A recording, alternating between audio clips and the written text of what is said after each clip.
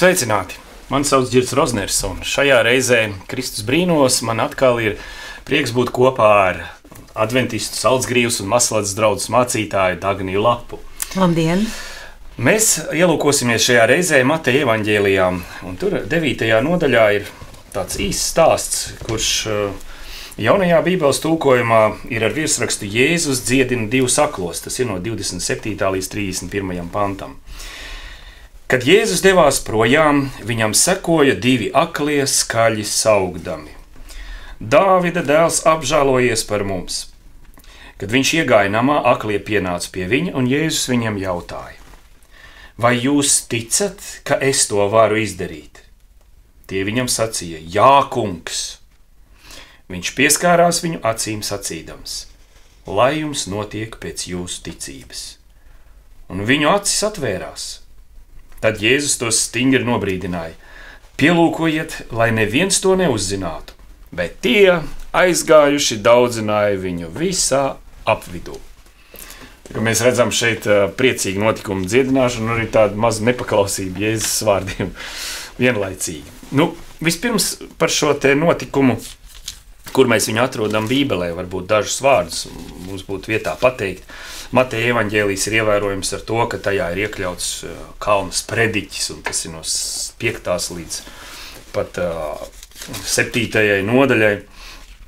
Un pēc tam tūlīt pēc šīs sprediķa sākās tāds ļoti intensīvs Kristus darbības apraksts, kas turpinās no 8. un 9. nodaļā.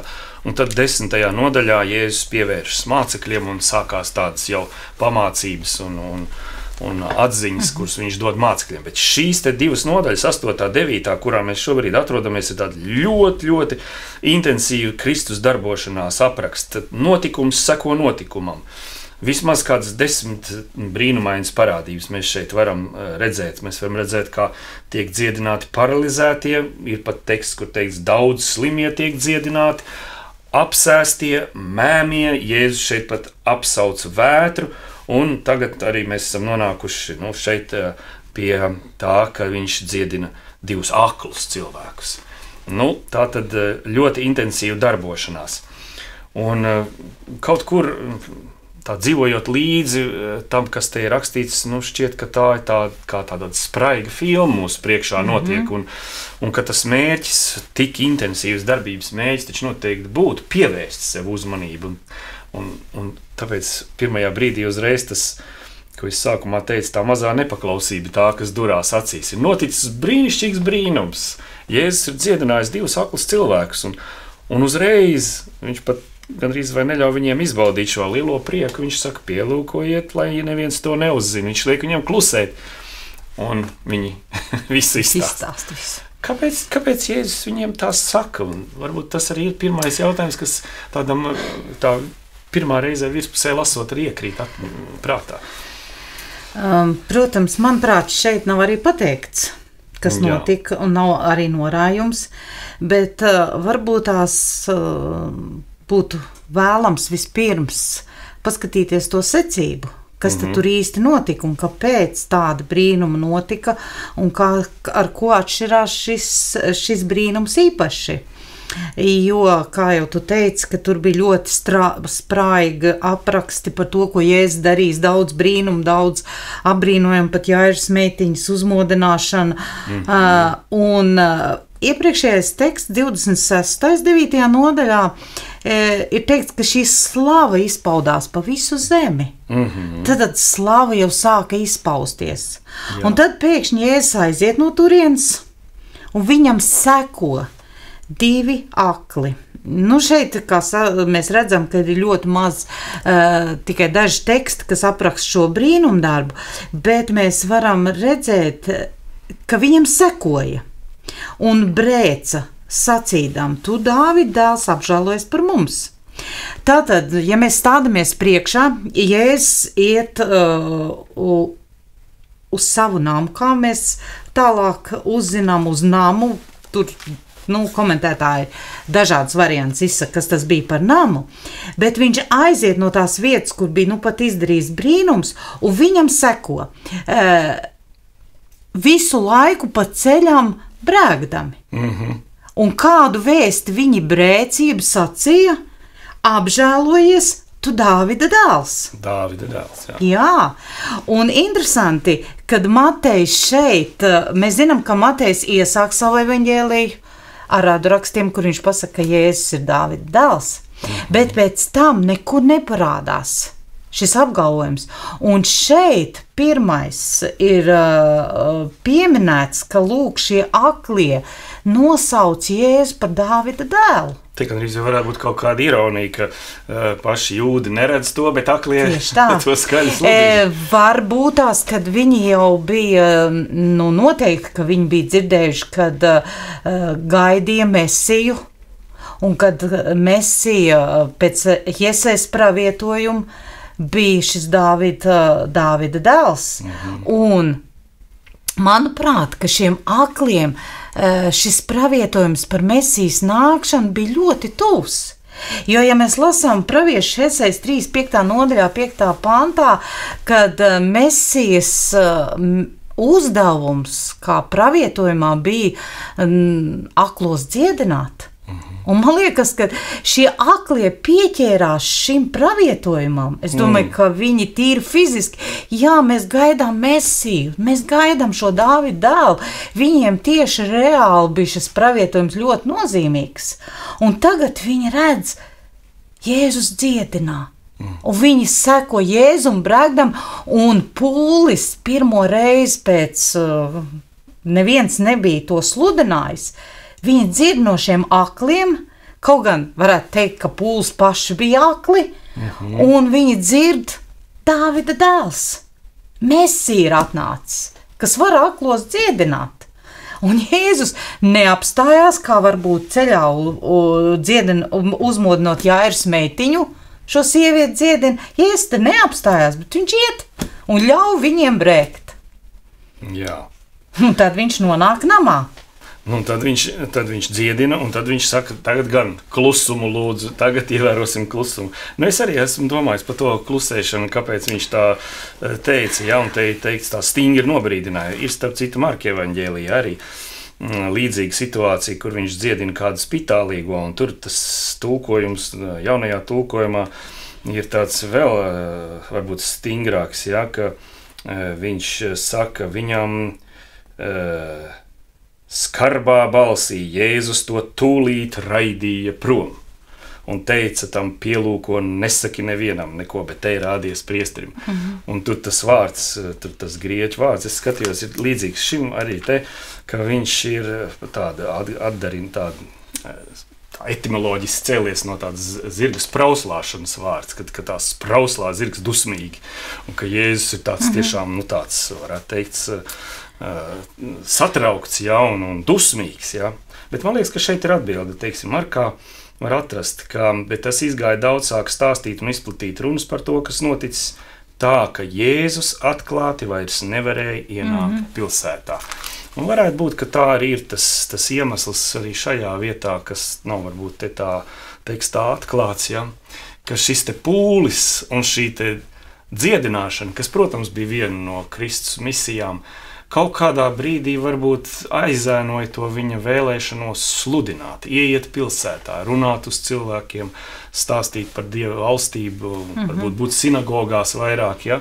Bet viņam, kā te Markā ir teikts, ka viņam bija jāturās vientuļās vietās un tā, jābūt tur, kur pūlis, viņš tā teikt, pūlī var netraucēt darboties. Arī šeit bija tālāk teikts, ka viņš gāja Jēzus tālāk valstības evaņģēlī. Tas bija Jēzus uzdevums. Bet ko mēs varētu teikt par šeit ir tātad atkal tas ticības moments. Un ja mēs runājam par brīnumiem un šīm te dziedināšanām, mēs atkal nonākam pie šī te ticības momenta. Jēzus saka, vai jūs ticat, ka es to varu izdarīt? Kaut kur tādas kā šaubas tajā jautājumā, vai arī viņš tā kā tādu pārbaudi grib uztaisīt. Pirms es jūs dziedinu, aplieciniet man savu ticību. Un man tā iekšā uzreiz tāda ironija. Tādi cilvēki, kas jau ir tādā izmisumā, viņi jau, protams, teiks, jā, es ticu, tikai dari kaut ko dari. Manuprāt, ka šeit ir šajā tekstā jau redzams, kāpēc Jēzus to jautāja. Jo mēs zinām, arī šodien cilvēcīgi ir, ka mēs ir tāds teiciens, jo tu vairāk ticēsi, tu vairāk saņemsi. Un tad ir jautājums, vai mēs ticam tam, cik stipri mēs ticam, un cik daudz mēs ticam. Ticam savai ticībai. Ticam savai ticībai, un jo man stiprāk būs ticība, jo man notiksies tas.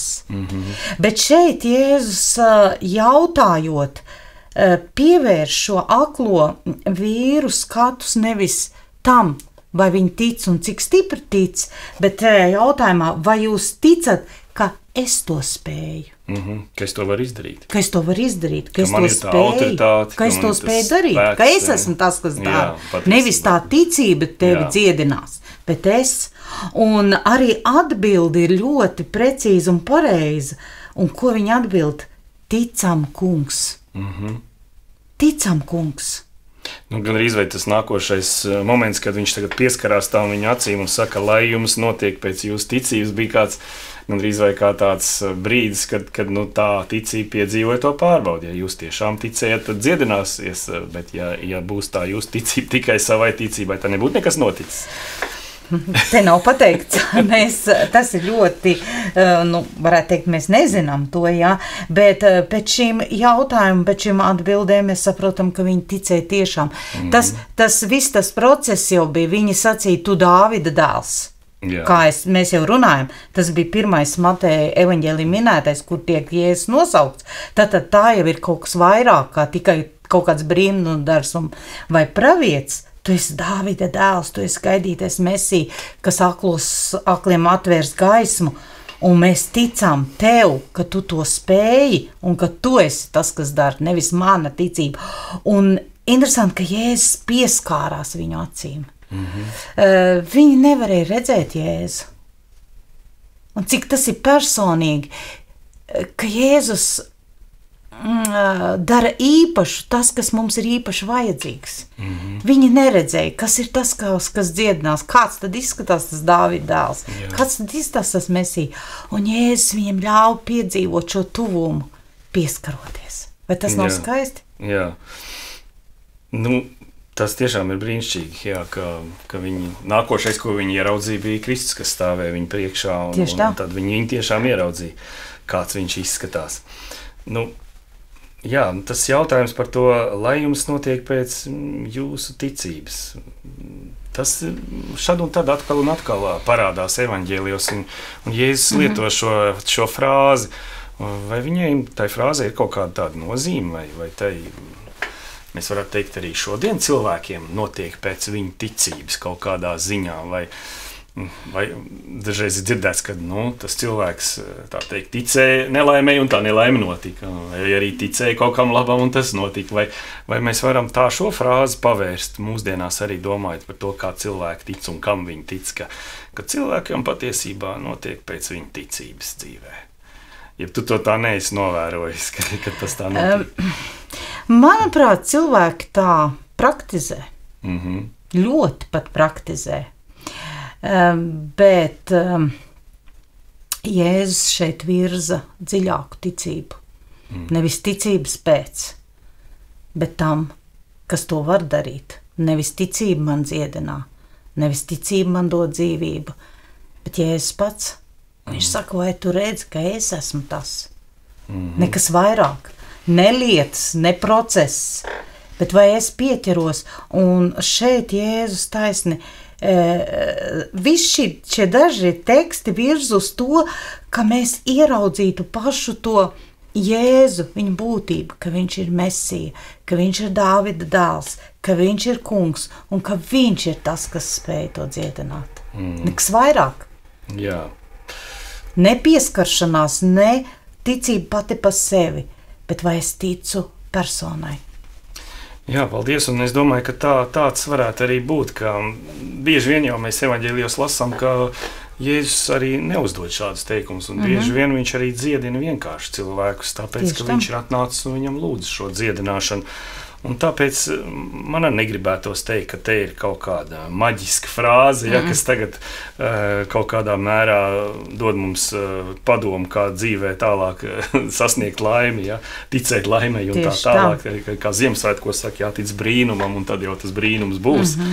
Bet ka šeit šī frāze vairāk ir saistīta ar tādu Jēzus balvu, ja, tam, ka šie cilvēki nāk, ka viņi lūdz, ka viņi uzticās, un viņš viņus apbalvo. Ja? Viņš viņiem arī dod šo dziedināšanu, lai viņi sajust to, ka viņi tā tiekšanās pie Jēzus tiek no Jēzus puses apbalvota. Tas ir skaisti, un mēs to varam piedzīvot arī šodien. Ja mēs no sirds tiecamies pie Kristus, viņš nāks mums un darīs, ko mēs esam lūguši, un teiks, lai jums notiek pēc jūsu ticības. Paldies, Dagnī, par to, ka mēs varējām šoreiz atkal pārunāt vienu skaistu tekstu. Un, teiksim, visu labu klausītāju, uz tikšanos atkal nākošajās reizēs. Uz redzēšanos! Dārgie klausītāji un skatītāji, ja jums šis raidījums interesēja un patika, atzīmējiet to attiecīgajā norādītā vietā. Un uzrakstiet lūdzu arī savus jautājumus vai savus ieteikumus turpmākiem raidījumiem, kas jūs interesētu, ko jūs vēlētos vēl dzirdēt, un mēs būsim ļoti, ļoti par to pateicīgi.